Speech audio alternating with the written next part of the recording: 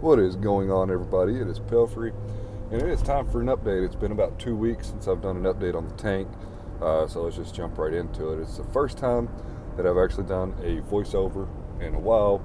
I'm actually driving in a car right now. I already have a few topics I want to discuss, so excuse the background noise.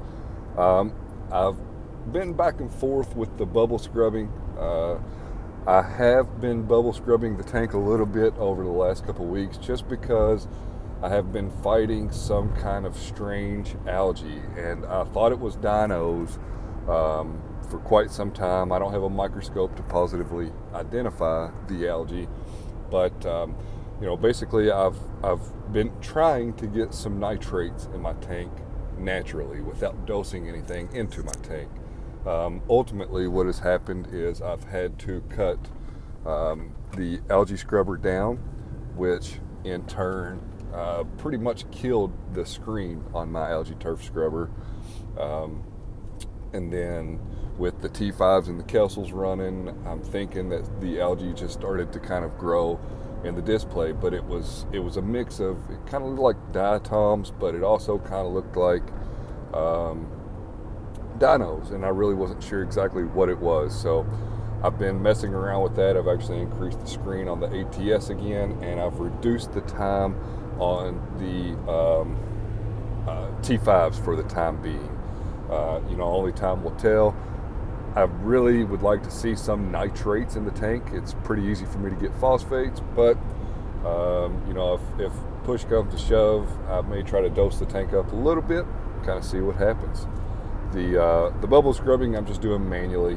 I am just plugging it in whenever I think about it, whenever I blow the sand bed off with the coral feeder or anything like that, to try to get the tank just a little bit cleaned up. So it's not running on a timer by any means, but I think that it works out as far as me trying to get the tank cleaned up just a little bit. As you can clearly see in the video here, the algae film, I mean, mixed with the bubbles, it's quite a lot.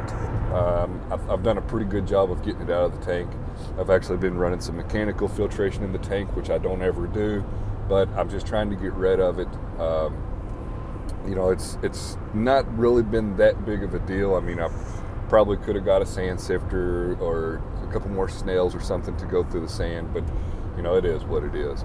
I also took the GoPro camera.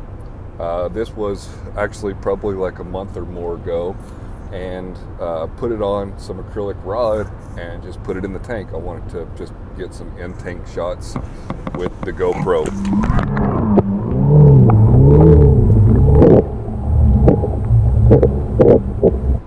I don't think that I have to let anybody know what that noise was. We all know that that was the Maxspect Gyre 230 pumps going back and forth, but sticking the GoPro in the tank and just following along the shrimp. The shrimp seemed to be the most interested with the GoPro camera, so it was interesting to get it in the tank. It'll be a lot more fun whenever there's more coral in the tank and some bigger colonies, and get some close-ups of maybe some polyp extension. But you know, it might not be something that I even need to do with the new phone and the better camera, but it was pretty cool to just kind of set it in the tank and get some shots by just setting it there and not really messing with it. And I'd actually recorded about 20 or 30 minutes of different video, and then I just cut it down into a couple minutes here for you guys. So circling back to the original topic at hand, which is the nutrients, I actually have started using the ESV B-ionic, and I've been able to slowly raise the alkalinity of the tank up into the mid-8s. Calcium's been right around about 420-ish, I believe. Magnesium's right in line. I think it's like 1300, something like that. I'd have to look at the Apex dashboard to get true exact numbers on that. Phosphates have been, I guess they were, the last time that I checked them, which was about 3 or 4 days ago, were I think 0.03, 0.04, so they're in line. And again, nitrates have been 0. This tank has never seen a nitrate, so I actually did order some, I think it's potassium nitrate from Green. It's a Greenleaf product. Another guy that has YouTube and 2 Red Sea Reefer tanks, Jason Myers, pointed me in the direction of the powder that he used to mix with roadie water to raise his nitrates. So I've not decided if I want to go down that path just yet. I'm really leaning towards it. I know that the other option is to add more fish to the tank, and I actually do have some credit with Live Aquaria since the order that I placed a while back, one of the fish that I ordered was dead on arrival. But you know, to be honest with you, at one point I had quite a few fish in my system, and even at that point the tank never registered nitrates. So it just, adding fish for my system, I don't know if that's necessarily the most viable option. It's something that I'm definitely going to do because there's a couple other fish that I do want to add to the tank, but I think that I might have to increase the nitrates. And then Amarozul TV, which has a beautiful Red Sea Reefer 250 and a ton of informational videos. I was talking to him, and he was explaining to me that he used the SKimmer phosphorus, I believe. It's what you use for planted tanks. So I did order some of that. You know, at this point, I don't really need to dose phosphates, but it's good to have on hand because the last thing that I want to do is crash my tank. So I'm still learning about the chemistry side of things, and I'm kind of wondering if it was a combination of me slowing down or decreasing the light schedule on the ATS, increasing alkalinity, and not having any nitrates in the system.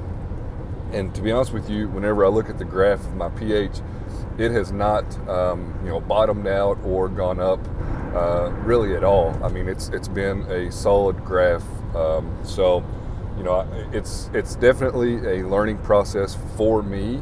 The majority of my corals look fine, and I know that I shouldn't be necessarily chasing all these numbers, and I should go by the coral health and whatnot, but it's something that I'm definitely learning, and it's going to take time for me to learn. So I want to make sure that I'm pretty precise, and you know, I'm taking care of my animals the best that I can. I am almost done with the Tropic Moran balling method solutions. And whenever those solutions are done, I am going to be switching to the ESV exclusively. I wish that I would have seen Reefer Gill's video where he mixed the Tropic Moran, the Fauna Moran trace elements to his ESV elements, so that you could have all of the trace elements, kind of like the balling method, except for you have the ability to raise calcium and alkalinity. But it's something that I could probably look into going forward.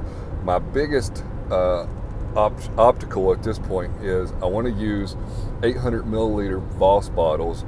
I really want to get the dosing container out of my sump because where it's at currently, it's just in the way. And if I could use the Voss water bottles, they're a smaller profile and will give me a better opportunity to pull cables and not really have to mess with the dosing lines and worry about pulling one out. So it's something that I'm going to address. The obstacle that I face is that the 800 milliliter bottles are pretty tall, and I would really like to have them sitting flush with the sump and not on top of my auto top off container, but that's for a different video. But I do appreciate all of the help. You know, Amarozul, Scurvy, Reefer Gill, Jason Myers, all these other folks have been very helpful to me. I definitely ask a lot of questions, especially about things that I don't know about.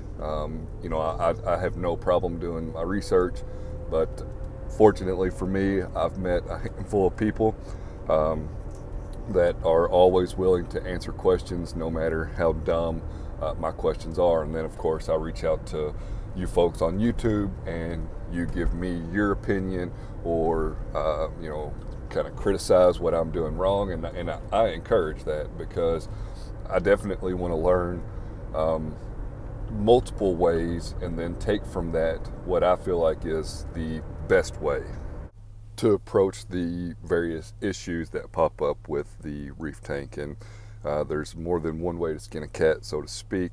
So I very much appreciate everyone's input and just you know, helping me get through you know, my novice stage and step up my game. So like I said, all the corals have been looking well. I mean, I've lost a couple pieces here and there, and there's no rhyme or reason, and as multiple people have explained to me, that's just kind of, that just happens, you know, and I guess that happens in nature too. So, you know, there's not really much else I can do except for attempt to do the best that I can. Aside from that, if you don't know already, I do have a website, pelfrey.net. Go over to the website, check it out. I got an Amazon store on there. I have the Gyre standing wave settings that I'm using on there.